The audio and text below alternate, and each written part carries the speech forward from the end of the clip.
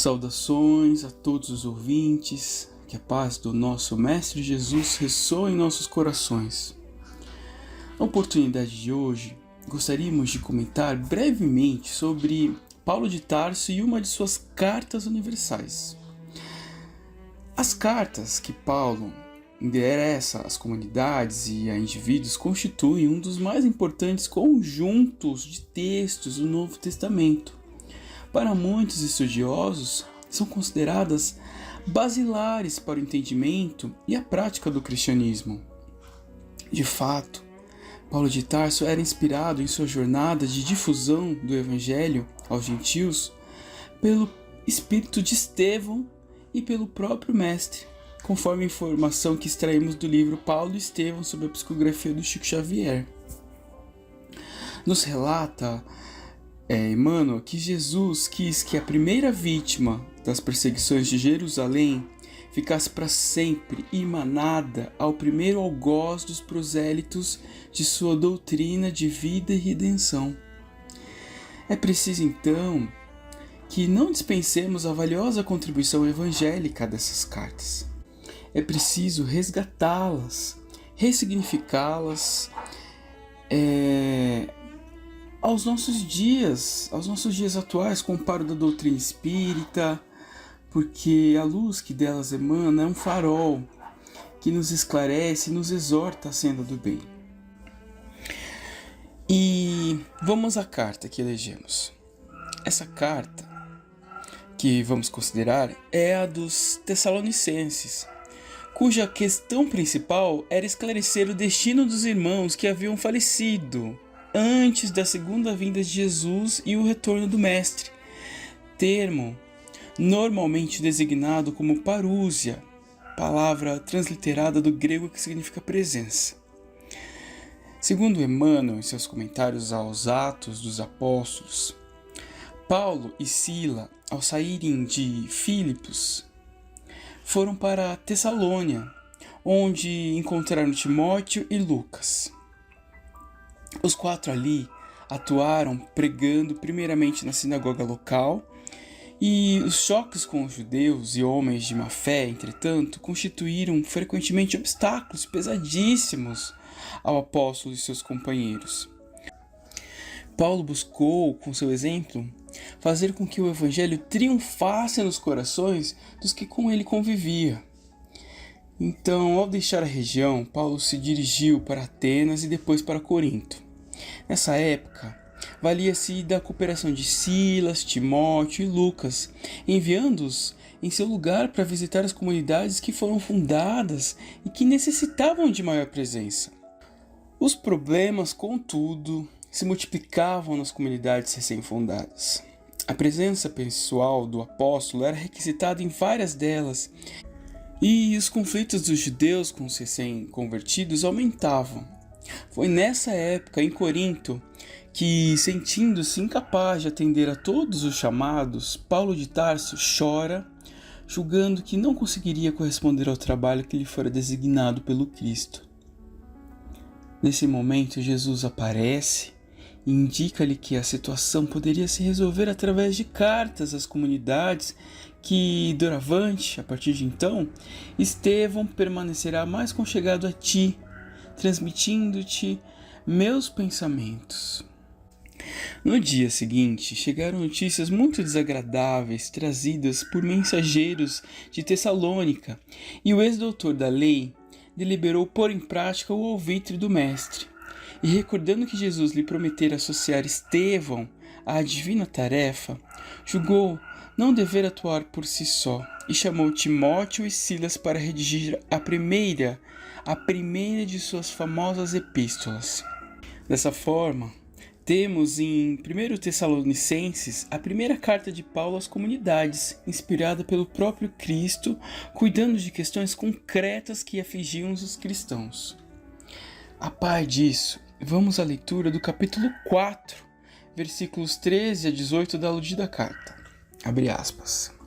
Se cremos que Jesus morreu e ressuscitou, assim também os que morreram em Jesus, Deus há de levá-los em sua companhia.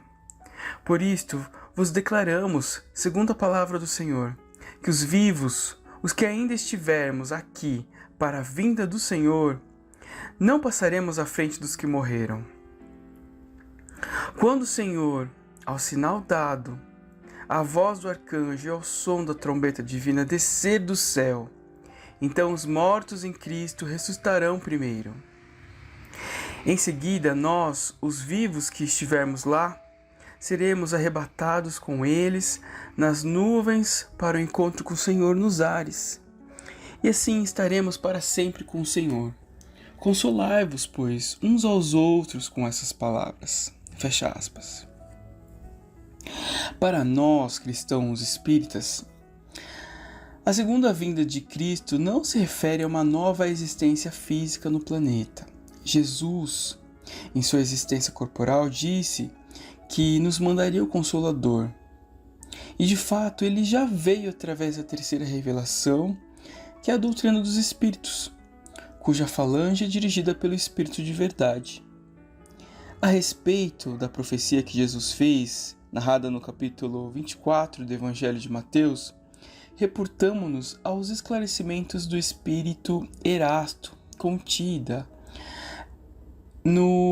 na Revista Espírita de fevereiro de 1868. Vamos à leitura. Abre aspas. Jesus virá sobre as nuvens para julgar os vivos e os mortos. Sim, Deus o enviará, como o envia todos os dias, fazer essa justiça soberana nas planícies imensas do éter. Ah, quando São Tiago foi precipitado do alto da torre do templo de Jerusalém pelos pontífices e fariseus, por ter anunciado ao povo reunido esta verdade ensinada pelo Cristo e seus apóstolos, lembrava-vos que a essa palavra do justo, a multidão se prosternou exclamando: Glória a Jesus, Filho de Deus, no mais alto dos céus. Ele virá sobre as nuvens proferir suas terríveis sentenças. Isso não quer dizer, ó espíritas, que ele vem perpetuamente receber as almas dos que entram na erreticidade? Passai à minha direita, diz o pastor às suas ovelhas, vós que agistes bem, segundo as vistas de meu Pai. Passai à minha direita e subi para ele.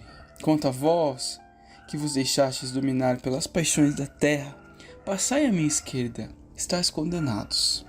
Sim, estáis condenados a recomeçar o caminho percorrido em nova existência terrena, até que vos vejais saciados de matéria e iniquidades, e que enfim tenhais expulso o impuro que vos domina. Sim, estáis condenados, ide e voltai ao inferno da vida humana, enquanto vossos irmãos da minha direita vão penetrar as esferas superiores, de onde as paixões da terra são excluídas, até o dia em que eles entrarão no reino de meu Pai, por uma maior purificação. Sim, Jesus virá julgar os vivos e os mortos, os vivos, os justos, os da sua direita, os mortos, os impuros, os da sua esquerda.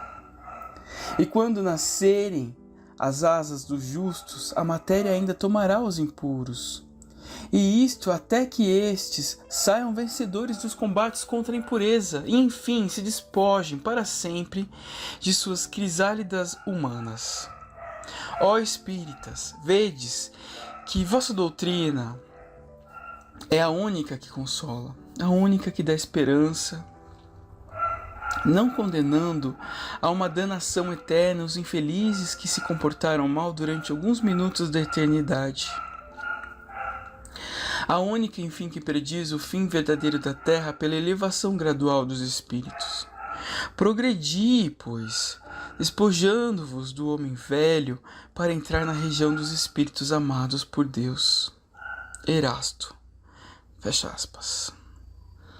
E assim encerramos nossa palestra, gratos pela oportunidade desse encontro. Pai nosso que estais no céu, santificado seja o vosso nome. Venha a nós o vosso reino, seja feita, Pai, a vossa vontade, assim na terra como no céu. O pão nosso de cada dia nos dai hoje. Perdoai as nossas dívidas, à medida em que perdoamos aos nossos irmãos. Não nos deixeis cair em tentação, mas livrai-nos do mal. Que assim seja, Pai. Graças a Deus e a Jesus.